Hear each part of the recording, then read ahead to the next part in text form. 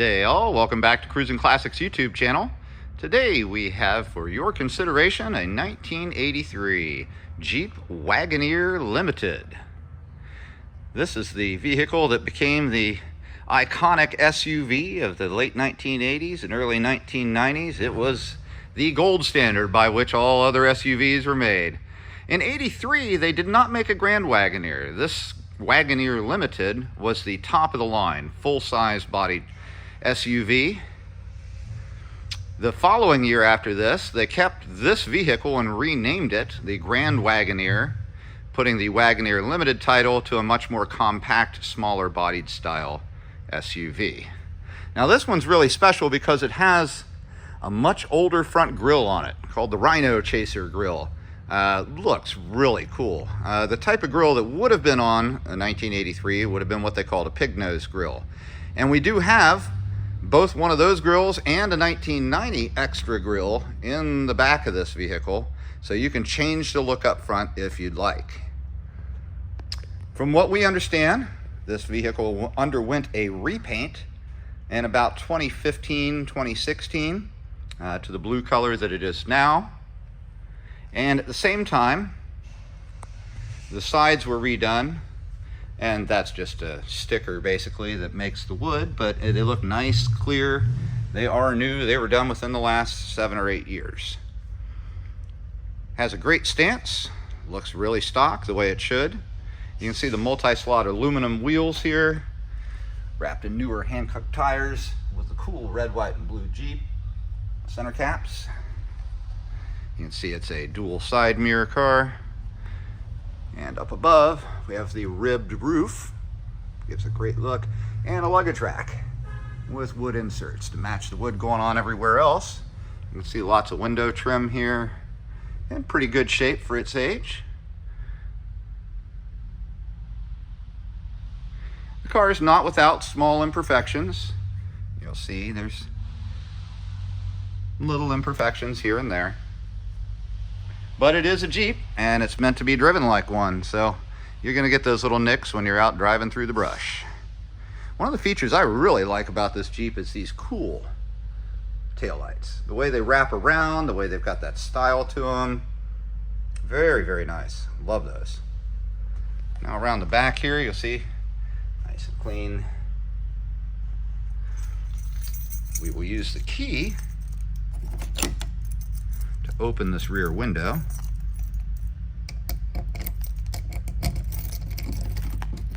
Wrong key.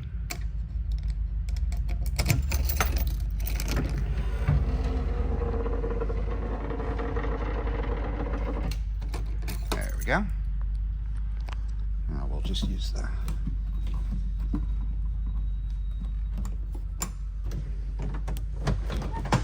There we are. And into the back. We do have quite a few parts. There's both the grills, the pig nose grill and the 1990 style grill. We have a box of extra stuff, parts, pieces that have been taken off over time. In this bag over here, we have a battery charger, jumper cables, funnel for filling fluids, just some nice little extras left by the previous owner for us. And you can see a car cover as well.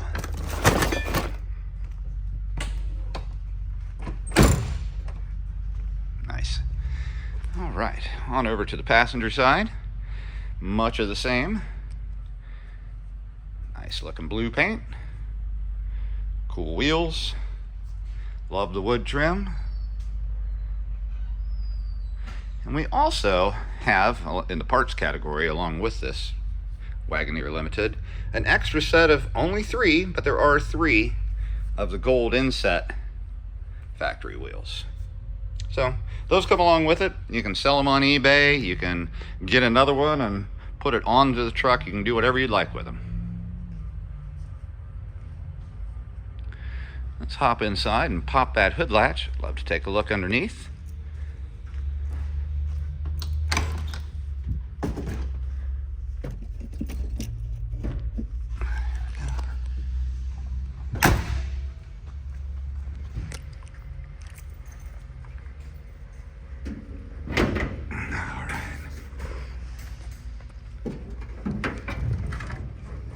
There we go. Under the hood, a 360 cubic inch V8. Totally factory stock. You can see everything up here looks just like it did back in 1983. You can see it does have power steering. It does have power brakes. And most importantly, it does have working air conditioning. Yes, it does. Got some new under the hood matting. And that's really about all there is going on up here. It's just a factory 360. Some things you can tell have been replaced over time. And that's obviously a replacement. The alternator looks like it's been replaced at some point in the past. But all factory stuff. Let's get a look at the interior now. Inside, it's what I would call a dark tan and light tan combination interior. Stunning with the blue, looks very nice. And again, there's some small things about it that, missing a little piece there. Got a little wear there. And carpet's a little sluggish down there. But again, these are minor demerits on such a cool vehicle. You can see on the inside that the seats have been redone. Those are not original. They're in the original style, but there's not enough wear on those to be real from 1983. They've been redone for sure, and they look nice. They're super comfortable. Same thing with the back seats. Excellent condition. As we hop up into the car, I'm showing you on the door now, there's power controls for all the windows, the mirrors.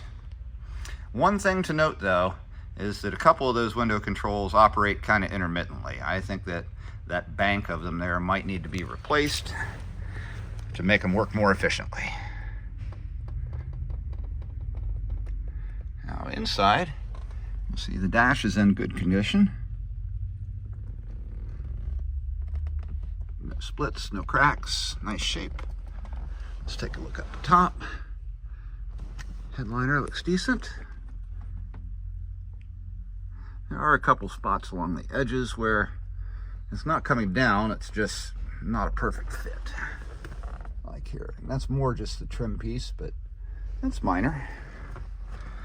Now looking down at the dash, over to the left here, the original heater controls and fan do not work any longer. The heater does not work. Those controls do not operate anything anymore. The other gauges do work. With the exception of fuel, I do not believe that the fuel gauge works on this one. We have multi-speed wipers, we have cruise control, we have not tried the cruise to see if it works. You have tilt wheel, leather wrapped steering wheel, factory. Down here you'll see that this is the select track system. This is a 2-wheel or 4-wheel drive vehicle, and you can switch back and forth. You do have to stop it and put it in neutral, and then you pull and switch from 2 to 4-wheel drive. And down below, right here, is a lever to go from 4-wheel drive low to 4-wheel drive high. You can do it with the vehicle moving. It just has to be at lower than 5 miles an hour, and you have to shift into neutral to do it, which is the way it was from the factory. Back up to the dash. You'll see we have a 1980s aftermarket looking radio here. That does not work. But in the glove box is a new Kenwood unit with Bluetooth connectivity. And that definitely does work. You hook it right up to your phone. You can play all your favorite tunes on it. They sound great through the speakers in here. It's just a hidden stereo. See here we have a 1983 Jeep maintenance schedule and reference guide.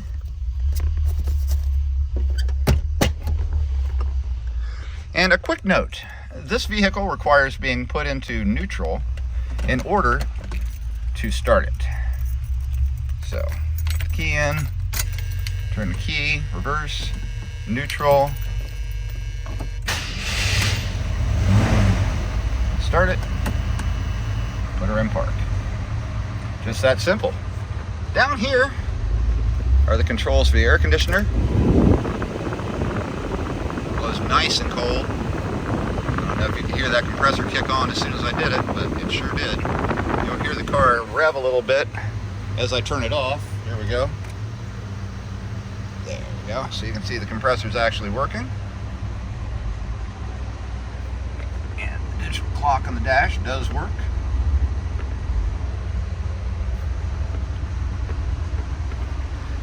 See here, we've got a real nice armrest in between, so it can be up, so it looks like a bench seat. Or, boom, there we are.